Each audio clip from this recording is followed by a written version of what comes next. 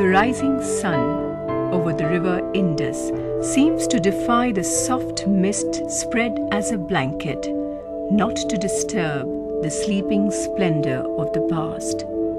Tread softly over the terrain so that a civilization that thrived here for about 3 millennia may not be disturbed in their slumber. This is the origin. This is the root from which 1 billion souls have sprung up and spread all over the earth. This is the Indus civilization. It all began with the discovery of 2 cities, Harappa and Mohenjo-daro. It had a deep impact not only on history but the entire Indian civilization.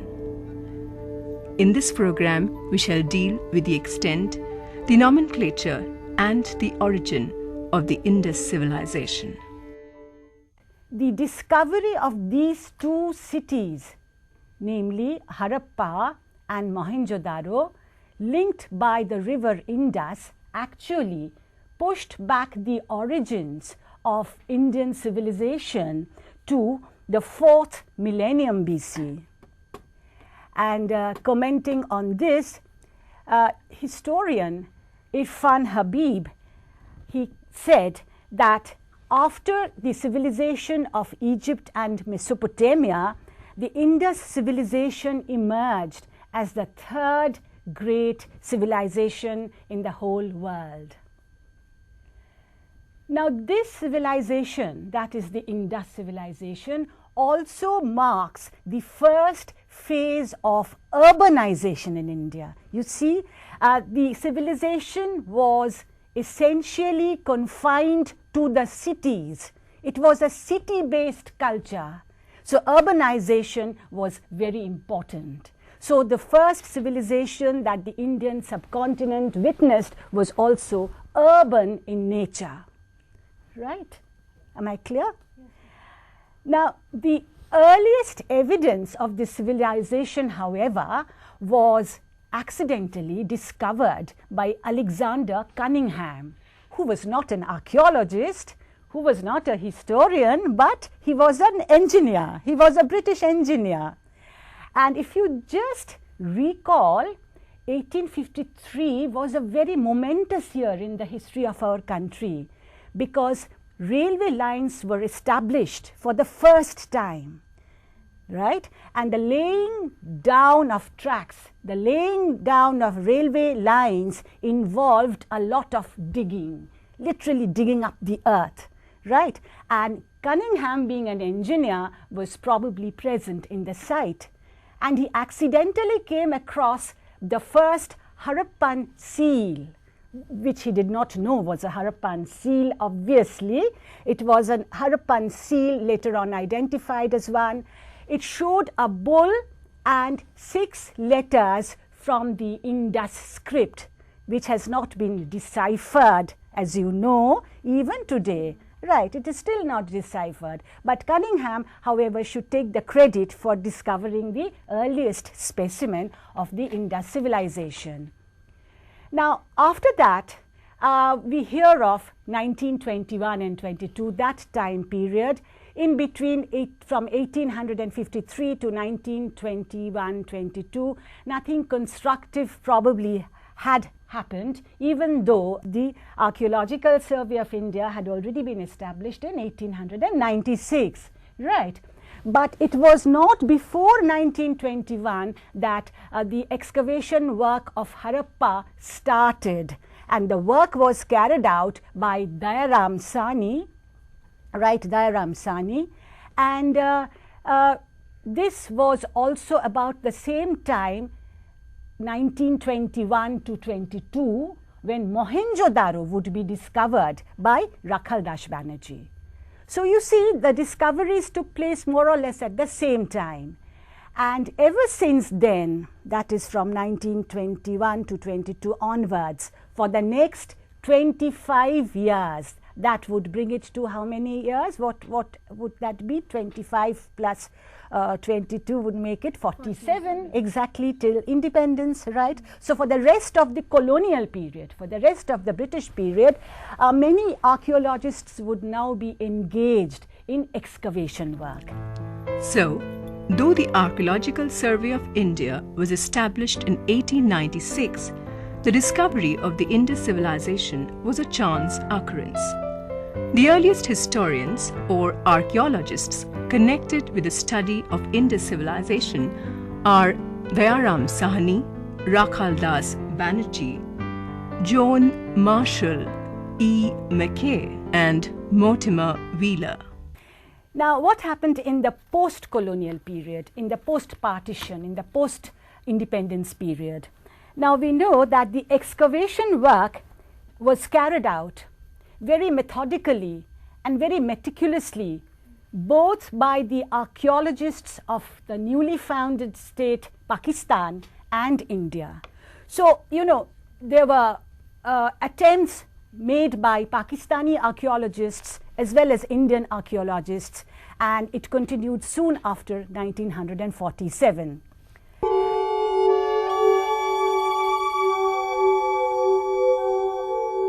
Now, if you see the map, the excavation work carried out, and you just see the map and you will find that Kot DG to east of Mohenjo-daro and Amri in the Dadu district on the lower Indus were discovered in the year 1958.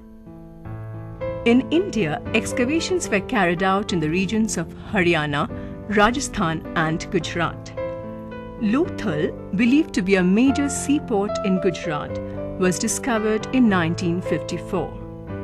Another 160 kilometers to the south, Malavan, located close to Surat, was also identified as an Indus site. These were indeed significant findings. Next, we come to a very important region, Dholavira, which is the latest discovery. Dholavira, located on Khadira Bait, an island in the great Rann of Kutch in Gujarat. It was discovered between 1989 to 1990. So it is the most recent excavation work that started in 1989 to 1990. Excavations made in Kalibangan in North Rajasthan, 200 miles west of Delhi, testified to the spread of civilization in the east. Close to Kalibangan again you will see two important places. One is Banawali and Rakhi Garhi. And these are two important sites on the river Indus. However, Alamgirpur in the Meerut district, in the center of Ganges Yamuna Doab, is considered to mark the farthest extension of the Indus culture to the east. Ma'am, will you kindly repeat that? I will repeat, yes. I said that Alamgirpur in the Meerut district, in the center of Ganga Yamuna Doab, is considered to mark the farthest extension of the Indus culture to the east. In the north, in the region of Punjab, there is Rupar in the foothills of the Himalayas, and this is the farthest outpost in India in the north. Similarly, there is another important site called Manda in Jammu and Kashmir. You see, the Indus civilization was essentially a culture of the plains, reaching but never really crossing the sub-Himalayan foothills. In the west, the civilization penetrated to Baluchistan up to Sukta-Gendor, close to Pakistan's border with Iran. So this is the extent, the entire extent of the Indus civilization, and on the whole it can be said that in terms of modern territorial boundaries, the civilization covered almost the whole of Punjab. Almost the whole of Punjab, Punjab falling in both Indian Union as well as in Pakistan. Apart from this, it included Haryana, parts of western UP, northern Rajasthan, Sindh, most of Gujarat, and parts of northeast and southern Baluchistan. So you get some idea about the spatial spread of the Indus civilization. All these states that we know today fall within India and Pakistan were under the Indus culture. Names do have some significance, but often the first names may not be suitable, which have to be modified with later findings. Some call it Harappan civilization, some call it Indus civilization, and yet others call it Indus Valley civilization. What is it finally? It was called the Harappan civilization simply because Harappa was the first site to be excavated by Dairam Sani, right? Harappa was the first site in the Indus civilization to be excavated by Dairam Sani, and hence by that what shall I say, by that logic, the entire culture came to be called the Harappan culture. Because there is an unwritten understanding among the scholars and historians, there is a tradition that usually civilization is designated by the earliest site, by the first site that has been discovered. So it is simply that. Just because Harappa was the first site to be excavated by the archaeologists, that name stuck. It continued to be called the Harappan civilization. And who was the person who first used the term Harappan civilization? It was Mortimer Wheeler, right? It was Mortimer Wheeler who first used the term Harappan culture in his report on the excavations of Harappa way back in 1946, just 1 year before independence, in 1946. But listen to this, even then, just 7 years later, that is in 1953, Mortimer Wheeler also used the term Indus civilization, right? So he began by calling it the Harappan civilization, then he himself called it the Indus civilization in 1953 when he published a book on the subject, and the title of the book was Indus Civilization. So you see, nothing was yet fixed then, right, as it is now also. And you also know that for a long time the civilization was referred to as the Indus Valley civilization, isn't it? This is how we learnt in our childhood, and for generations we have referred to this civilization as Indus Valley civilization. Suddenly we find a change in the nomenclature, and it is no longer, it seems apt to call it the Indus Valley civilization, but we just refer to it as the Indus civilization. Why? It is because the term Indus Valley civilization was used in the early stages of excavations in the Indus Valley. But over a period of time, more excavations were made, and they showed that this civilization had spread beyond the valley. Therefore, it was not appropriate to use the term Indus Valley Civilization.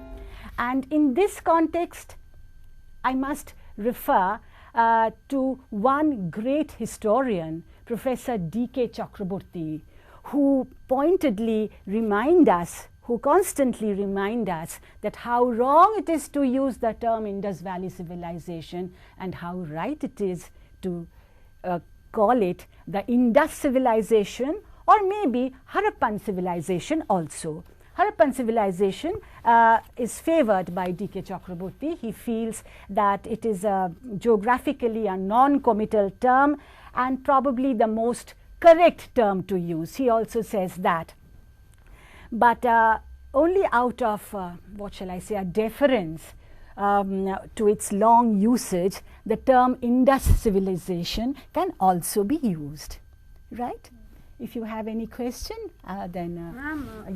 Ma'am, you just mentioned D.K. Chakraborty favored Harappan civilization or Indus civilization and not Indus Valley civilization.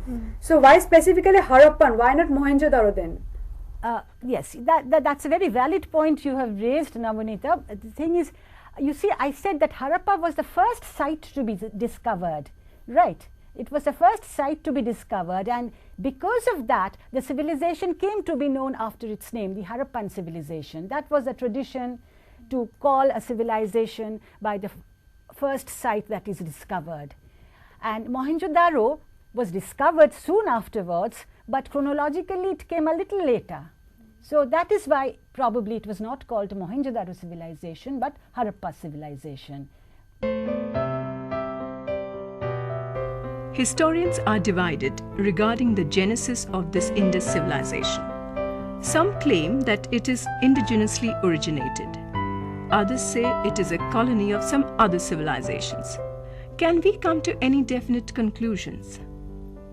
Now, historians who, like John Marshall or V. Gordon Childe, Stuart Pigott, you know his very famous book, Prehistoric Civilization, Noni Gopal Mojumdar, they belong to a school who theorize about the indigenous origin of the civilization. They are very categorical in their view, and they state that the civilization originated here in this country, in this soil, right? And in fact, V.D. Gordon Childe wrote that it was specifically Indian, forming the very basis of modern Indian culture. Now, that also opens out another discussion. You can bring in the question of change and continuity, how the Indus civilization is still continuing even in the present times, right? So, that is very important, I think, here. And Noni Gopal Mojumdar also made extensive work in the region of Amri. He made extensive work in the region of Amri in Sindh between 1929 to 1931, in the colonial period, 1929 to 1931. And he came to the conclusion that the pottery that he discovered in Amri had a very distinct style of its own. It had a distinct style of its own, and it should be looked upon as an earlier phase of the Chalcolithic civilization that is represented by Harappa and Mohenjo-daro. Now, on the other hand, we have Mortimer Wheeler, Sir Mortimer Wheeler, who in 1947 thought and wrote that the idea of the civilization of the Indus plain actually came from Mesopotamia. In other words, he thought that the Indus civilization was really an extension of the Mesopotamian civilization, right? It was an extension of the Mesopotamian civilization, and so he was really directly in contradiction to the other historians like Stuart Pigott, Gordon Childe, John Marshall and Noni Gopal Mojumdar. But Mortimer Wheeler also found certain followers. There were other historians who agreed with him, and they were Heine Geldern, who wrote in 1956. Then there was Gordon, 1958, these two historians also became very great supporters of this idea. They began to look upon the cities of Mohenjo-daro and Harappa as colonial cities, right? As colonial towns, as colonial cities. Ma'am, why have the second school of historians referred to the Indus cities as colonial cities? They felt that the architectural designs found in Mohenjo-daro and Harappa showed signs of alien domination. So they detected some, in their own way, detected some foreign influence over the architectural patterns of Mohenjo-daro and Harappa, and they said that there were signs of alien domination, and these two citadels were really colonial towns, right? Colonial towns, and the Indus civilization was really an extension of the Mesopotamian civilization. That was one view. However, in the 1950s and 60s, more excavations were carried out. More data poured in. The entire perspective of Indus civilization changed. These excavations pushed the period of the civilization far back into history. Between 1955 and 1957, a very intensive excavation work was carried out at Kot Diji. You can see it from the map, Kot Diji. And you see a fortified citadel castle was discovered, right? A fortified citadel castle was discovered below the Harappan level of the site. And this work gained further support from another historian whose name is J. M. Casal, C-A-S-A-L, who also wrote between 1959 to 1962, and he lent support to the fact, in fact, Noni Gopal Mojumdar's find of a pre-Indus level, and he identified a transitional period between the early Amri culture and later Indus civilization. Now, Noni Gopal Mojumdar also showed that there was a pre-Indus level in Amri, and in fact, Amri had a very distinct culture of its own, right? Amri pottery had a very distinct culture of its own. And the third major excavation was carried out in Kalibangan. Kalibangan, this work was done by B.B. Lal and B.K. Thapar. B.B. Lal and B.K. Thapar. And the excavations at Kalibangan also showed similar results. A fortified and pre-Indus settlement was found in the western sector of the site. A fortified and pre-Indus settlement was found in the western sector of the site.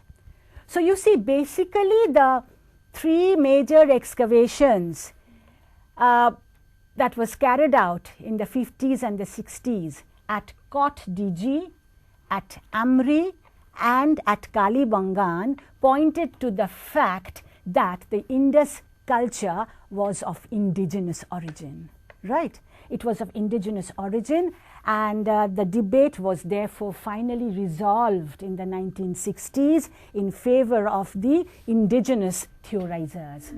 Due to these findings, it was not only confirmed that the Indus civilization had an indigenous origin, but a new terminology was added.